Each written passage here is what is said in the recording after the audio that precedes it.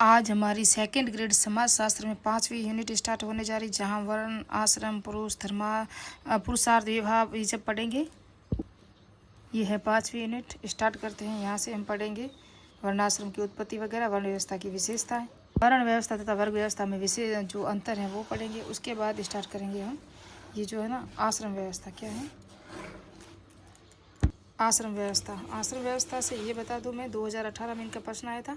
ये बता दूं कि 2024 में जो एग्ज़ाम में जो संस्कृत विभाग का पेपर हुआ था दिसंबर 2024 में, उसके अंदर वर्णाश्रम, आश्रम व्यवस्था, पुरुषार्थ यहाँ से कोई प्रश्न नहीं आया संस्कृत विभाग में, है ना। सुपर फास्ट रिवीजन है, एग्ज़ाम बहुत नज़दीक आ गया है, तो जल्दी से तैयारी करते हैं। जल्दी से पढ़ा दूंगी मैं आपको। भारतीय समाजशास्त्री वीपी काणी के अनुसार वर्ण शब्द का प्रारंभिक काल में आर्य यानी कि गौण वर्ग, गौर वर्ग और दासो यानी कि श्याम वर्ग के लिए प्रयोग किया जाता था, रंग वेद भेद के लिए। धीरे धीरे ये सब अपने आप में गुण धर्म कर्म के आधार पर बनने 4 समूहों में विभक्त हो गया।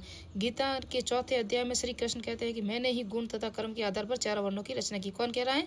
श्री कृष्ण कह रहा है। और गीता के 4थे अध्याय में, और वर्ण शब्द संस्कृत भाषा का शब्द है जिसका प्रयोग विभिन्न अर्थों में किया जाता है, जैसे रंग, आवरण, वस्त्र के अर्थ में तथा गुण व मनोवृत्ति के अर्थ में प्रयोग किया जाता है। मैं ये बता दूं आपको कि ये आपकी हिस्ट्री में काम आएगा। ये बता दूं सेकंड ग्रेड के सोशियोलॉजी में एमसीक्यू में ये प्रश्न आने वाला इतना नहीं है। इतिहास में है तो आपका आएगा। वर्ण जहाँ हम प्राचीन पढ़ते हैं ना, प्राचीन वैदिक काल और उत्तर वैदिक काल, पूर्व वैदिक काल में वर्ण व्यवस्था की उत्पत्ति स्पष्ट रूप में निम्नलिखित में प्रस्तुत किया गया। अगर समाज शास्त्र के सेकंड ग्रेड में एग्जाम में प्रश्न आया तो ऊपर से आएगा, डीपली नहीं आता है। वेद, ब्राह्मण ग्रंथ, स्मृति, उपनिषद, महाभारत, भगवद गीता और रामायण यानी कि वर्ण व्यवस्था की उत्पत्ति को स्पष्ट करने के लिए इन आधार पर बताया गया है। ऋग्वेद के पुरुष सूक्त के अनुसार ब्रह्मा के मुख से ब्रह्मा है ना, उसके मुख से ब्राह्मण, भुजाओं से क्षत्रिय, ये हमने कई बार पढ़ा है। जंगाओं से वैश्य और चरणों से शूद्र उत्पन्न हुए। जब गुजर प्रत्यार पढ़ा था ना, वहाँ भी मैंने पढ़ाया हुआ है। तो पहले देखा वर्ण शब्द का जो संस्कृत, गीता के 4थे अध्याय में श्री कृष्ण कहते हैं कि मैंने गुण और कर्म के आधार पर 4 वर्णों की रचना की है।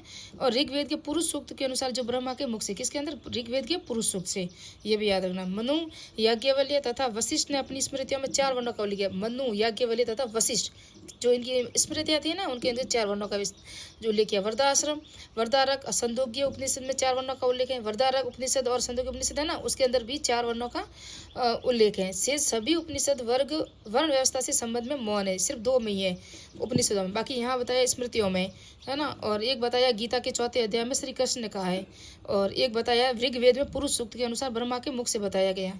उसके बाद है महाभारत में शांति पर्व में, ये बताया महाभारत के शांति पर्व में वर्ण व्यवस्था के संबंध में तात्कालीन सामाजिक विचारों की व्यवस्था की गई। महाभारत का जो शांति पर्व है ना, उसके अंदर की गई है। वर्ण व्यवस्था रामायण कालीन भारत समाज में संक्रमणकालीन स्थिति थी। यह निर्णय नहीं हो पाया कि वर्ण जन्मजात था या कर्म प्रधान। ये वर्ण व्यवस्था का रामायण कालीन कह रहे हैं। मेगस्थनीज के अनुसार वर्ण व्यवस्था का रंग व गुण कर्म संबंधी सिद्धांत है के स्वरूप में परिवर्तन के बाद इसका स्थान जाति व्यवस्था ने लिया। ये कौन कह रहा है? मेगस्थनीज कह रहा है, जो मौर्य काल में था, है ना। कौटिल्य के जो पुस्तक वगैरह थी मेगस्थनीज की, इंडिका की, कौटिल्य की नहीं थी, इंडिका पुस्तक थी इनकी। और याद रखना, गीता के 4थे अध्याय में श्री कृष्ण ने कहा, ऋग्वेद के पुरुष सूक्त के अनुसार भी बता दिया। मनु, याज्ञवल्क्य और वशिष्ठ ने अपनी स्मृतियों के 4 वर्णों का उल्लेख किया। और महाभारत के शांति पर्व में वर्ण व्यवस्था के संबंध में सामाजिक विचारों का उल्लेख किया है। और रामायण कालीन में तो ये जाति व्यवस्था ही कह रहे हैं, कर्म प्रधान। काल में जो मेगस्थनीज था, उसकी इंडिका पुस्तक कह दो, या रंग या गुण के कर्म के आधार पर ही बताया। अब हैंसंग ने भारत पर्यावास जो आया था ना, भारत में समय समाज में जाति व्यवस्था सुदृढ़ अवस्था में पहुंच चुकी थी। समाज का वह स्त्रीकरण जिसमें जो कर्म आधार वर्ण व्यवस्था से प्रारंभ हुआ, जन्म के आधार पर जाति व्यवस्था का रूप ग्रहण कर चुका था। अब ये जाति के आधार पर हो चुका था, जन्म के आधार पर, सॉरी। वर्ण व्यवस्था के मूल आधार क्या क्या है, तो ये हम देखेंगे। श्री के.एम. पाणिकर ने वर्ण व्यवस्था के संदर्भ में कर्म के आधार पर समर्थक मानते हैं। ये उन्होंने लिखा, वर्ण यदि जन्म पर आधारित होते तो विभिन्न वर्णों का व्यवसाय परिवर्तन का प्रश्न ही नहीं उठता। उदाहरण, ब्राह्मण भी शस्त्र विद्या में पारंगत होते हैं। द्रोणाचार्य, कृपाचार्य, जो उदाहरण दिया इन्होंने। Doctor GS. गुरिये, ये आपको पता है, जी.एस. गुरिये वेरी इंपॉर्टेंट है। जाति और संस्कृति में इन्होंने सबका आया है। भारत के अंदर समाज शास्त्र में मैंने सब पढ़ाया हुआ है आपको। समाज शास्त्र की जब उत्पत्ति के सिद्धांत में भारत में जो समाज शास्त्र की शुरुआत हुई, जी.एस. गुरिये ने कर्म को ही वर्ण आधार माना है। सर्वपल्ली राधाकृष्ण का मत है, वर्ण व्यवस्था के आनुवांशिकता और कर्म युक्त समताओं दोनों का समान महत्व है। वर्ण व्यवस्था की विशेषता क्या क्या है? किसी विशेष की तो इसका ध्यान नहीं होगी, आधार नहीं दिया, उसके आधार पर वर्ण व्यवस्था बता सकते हैं हम। अपनी विशिष्ट कार्य संरचनात्मक संरचना न अपने कार्य के आधार पर ही। कारण वर्ण व्यवस्था का निम्नलिखित विषय, वर्ण व्यवस्था का निश्चित आधार नहीं है, शक्ति का निश्चित बंटवारा न होगा, स्त्रीकरण पाया जाता है, व्यवसाय आनुवांशिकता पाई जाती है, वैवाहिक सीमा है, धार्मिक निषेध है। श्रम विभाजन पाया जाता है, यह लचीली व्यवस्था है। वर्ण व्यवस्था की विशेषताएं थी। वर्ण व्यवस्था व वर्ग व्यवस्था में प्रमुख अंतर। वर्ण व्यवस्था आधार क्या है? आर्थिक है, जबकि वर्ग का आधार मूलाधार सामाजिक है। वर्ण व्यवस्था निश्चित व्यवसाय की परंपरा को मान्यता देती है, जबकि वर्ग व्यवस्था के साथ व्यवसाय कोई भी पूर्व निश्चित नहीं है। वर्ग तो कोई भी बन सकता है, मजदूर वर्ग है, श्रमिक वर्ग है ना, शिक्षक वर्ग है, डॉक्टर वर्ग है। जबकि वर्ण व्यवस्था का आधार क्या था? आर्थिक था, और ये कृषि पर परंपरागत कृषि, जैसे कि जूती बनाने वाला मोची होगा, मटके बनाने वाला कुम्हार होगा, तो वो अपने व्यवसाय के अनुसार इनकी पहचान होती है, किसकी? वर्ण की। और वर्ण व्यवस्था के विवाह का स्वरूप अंतर्विवाह हो सकता है, जबकि वर्ग व्यवस्था में ऐसा कोई बांधक नहीं है। अंतर्विवाह ही होता है किसके अंदर? वर्ण व्यवस्था में, जबकि वर्ग में कोई नहीं होता, कहीं भी शादी कर सकता है। वर्ण व्यवस्था के परवर, पिंड व गोत्र में बड़ी स्त्री बहिर्विवाहित नियम चलते हैं, जबकि वर्ग व्यवस्था में ऐसा कोई आवश्यक नहीं है। वर्ण व्यवस्था के अंतर्गत रक्त की शुद्धता जैसी मान्यता पर बल दिया जाता है, जबकि वर्ग में कोई नहीं होता। जहाँ भी कहीं फैक्ट्री में काम करोगे या स्कूल टीचर में रहोगे तो कोई भी जाति का हो सकता है वहाँ पर। वर्ण व्यवस्था का महत्व गुण, कार्य कर्तव्य पालन की प्रेरणा मिलना, सामाजिक और व्यावसायिक प्रतिद्वंद मुक्ति, कला व उद्योगों को संरक्षण, सामाजिक एकता व समता में सहायक, शक्ति के संतुलन में सहायक, आचार संहिता, नैतिक मूल्यों में सद्भाव। वर्ण व्यवस्था के दोष व गुण, दोहरे मानदंडों का पाया जाना, एकाधिकार, उच्च व्यवसाय पर, अवैज्ञानिक दृष्टिकोण, अतार्किक व्यवस्था, अंधविश्वास पाया जाना, कुछ वर्गों, वर्ण व्यवस्था का जो गुण है ना, वो कुछ वर्गों पर निर्योग्यता भी थोपना है। जाति व्यवस्था की उत्पत्ति भी यहीं से होती है, वर्ण से। अब आश्रम व्यवस्था में पढ़ते हैं। आश्रम शब्द की उत्पत्ति संस्कृत के श्रम धातु से हुई, जिसका अर्थ है उद्यम, परिश्रम अथवा प्रयास। साहित्य की परिधि में अपरिधि में आश्रम का अर्थ होता है पड़ाव या विश्राम स्थल। धर्म ग्रंथों के अनुसार ऋषि मुनि कठोर जीवन पालन करने के उद्देश्य निर्जन व वन प्रदेशों में आश्रम स्थल पर बनाते हैं, वही आश्रम वे कहलाई। P.N. प्रभु के अनुसार वह स्थान जहाँ परिश्रम किया जाए, परिश्रम के लिए की जाने वाली क्रिया हो, आश्रम व्यवस्था कहलाती है। महाभारत के अनुसार जीवन में 4 आश्रम व्यक्तित्व विकास के लिए 4 सोपान हैं, जिन कर्म पर चढ़ते हुए व्यक्ति ब्रह्मा को प्राप्त करता है। आश्रम व्यवस्था का विभाजन, व्यक्ति के जीवन को 4 भागों में विभाजन किया गया। आयु के आधार पर संपूर्ण जीवन का सही विभाजन का 4 आश्रम के रूप में परिलक्षित किया गया। आश्रम, ब्रह्मचार्य आश्रम, गृहस्थ आश्रम, वानप्रस्थ आश्रम, उसके बाद संन्यास आएगा। 2018 में इनका कर्म पूछा गया था, पहले कौन सा आश्रम आता है, बाद में कौन सा आता है। तो पहले जंगल में जाएंगे, फिर संन्यास लेंगे, ऐसा हम ट्रिक बना सकते। बाकी ये ब्रह्मचार्य तो पहले पढ़े ही करेंगे, बाद में गृहस्थ, शादी बाद में ही होगी, ये तो हम ऐसे ही बना सकते हैं। आश्रम व्यवस्था आयु व कर्म के आधार पर व्यक्ति के सामाजिक जीवन के उत्थान का प्रयास है, जिसमें अहम से मैं और मैं से हम और हम से हम सब के अंत में केवल ब्रह्मा के सत्य की धारणा। ब्रह्माश्रम, ब्रह्मचार्य आश्रम पहला होता है, उसको हम देखेंगे। जिस अवस्था में आयु व्यक्ति शिक्षा दीक्षा प्राप्त करता है, वह ब्रह्मचार्य आश्रम।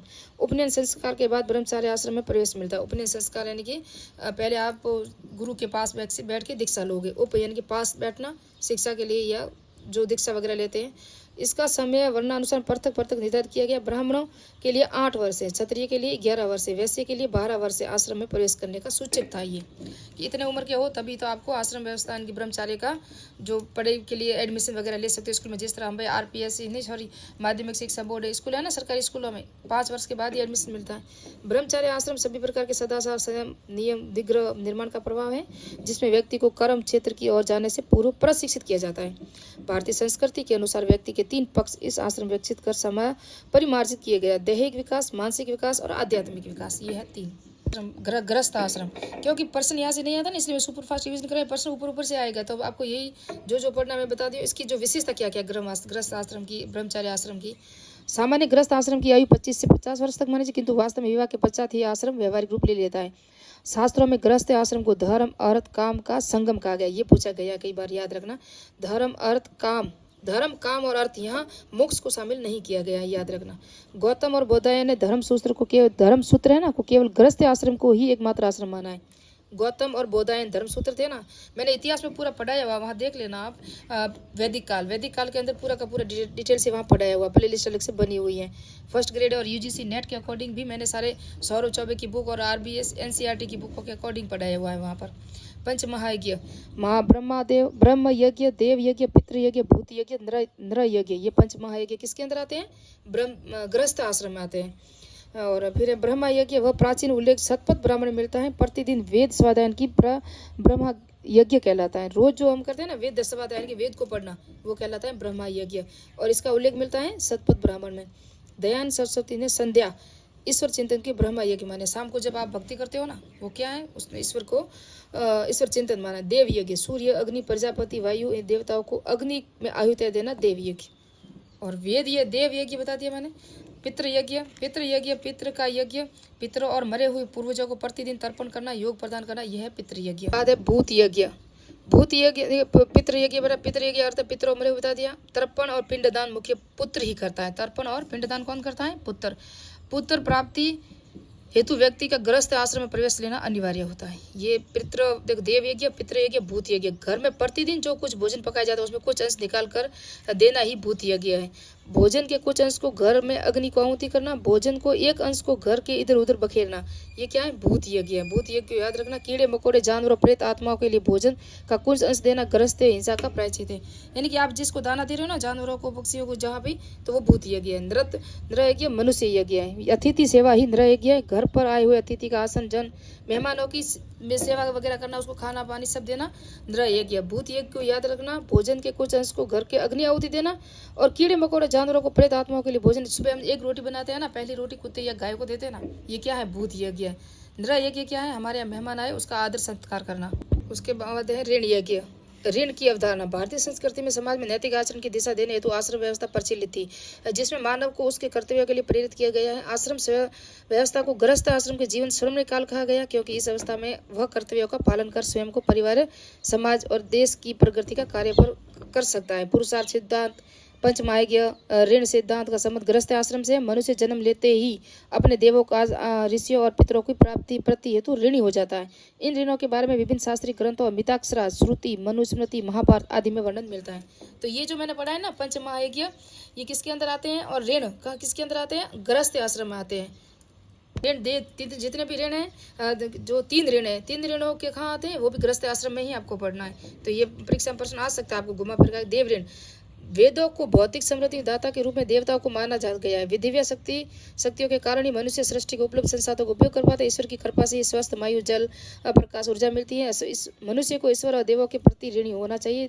यज्ञ और देव स्तुतियों द्वारा देव ऋण से मुक्त होने का प्रयास करना चाहिए। उसके बाद है ऋषि ऋण। ब्रह्मचार्य आश्रम में मनुष्य ऋषियों को, गुरुओं की कृपा पर ज्ञान प्राप्त करता है। आपको दिख रहा है, ज्ञान प्राप्त करता है। जीवन पक्ष को प्रभावकाश में करने वाले गुरुओं के प्रति ऋणी हो जाता है, चाहे इसलिए प्रदत्त ज्ञान को प्रयोग में लाना तथा ज्ञान को आने वाली पीढ़ी व ज्ञान बांटना ऋषि ऋण से मुक्ति का श्रेय उपाय है। मैं जल्दी से जल्दी ये पूरी यूनिट करा के मैं लोक प्रशासन स्टार्ट करने जा रही हूँ, कोशिश करूँगी। और शिक्षण वीडियो का आज पूरी कोशिश करूँगी कि आपको ये वीडियो मिल सके। शिक्षण वीडियो का पितृ ऋण। माता पिता वंश परंपरा बनाए रखने वाले संसार की सृष्टि प्रक्रिया महत्वपूर्ण योगदान देते हैं। संसार में आने वाली यहाँ से सुख भोगने का अवसर माता पिता पूर्वजों द्वारा मिलता है। यही पितृ ऋण है। श्राद्ध होते हैं ना, श्राद्ध द्वारा पूर्वजों के प्रति करते हैं, ज्ञापित करते हैं। संतानों सृष्टि प्रक्रिया सेव करके पितृ जो भी हम करते हैं ना, क्या करते हैं, जैसे कि जुम्मा वगैरह लगाना, घर में जो भाव सेवा की जो पूजा वगैरह होती है, भोग वगैरह देना, वो सब होता है इसके अंदर। अब है वानप्रस्थ आश्रम। यहाँ 2023 में RPSC में आया था। संस्कृत विभाग में मैंने कहा यहाँ से MCQ बिल्कुल कम आते हैं, टफ पेपर आता है संस्कृत विभाग का। धर्म ग्रंथों में 50 से 75 आयु वर्ष का समय वानप्रस्थ आश्रम माना गया। शास्त्रों के अनुसार जब गृहस्थ को अपने सिर के बाल सफेद व शरीर पर झुर्रियों का अस्तित्व बोध हो जाए तो वह पुत्र प्राप्ति कर चुका है, तो उसे वानप्रस्थ आश्रम ग्रहण कर लेना चाहिए।